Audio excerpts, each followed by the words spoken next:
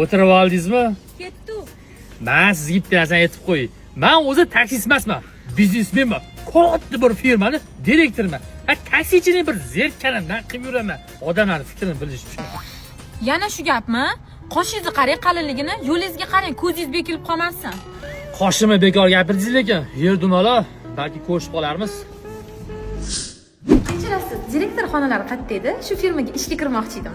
Direktorimiz xonalari umuman to'rdagi ish. Rahmat. Kechirasiz. Taksist? Siz shu yerda direktormisiz?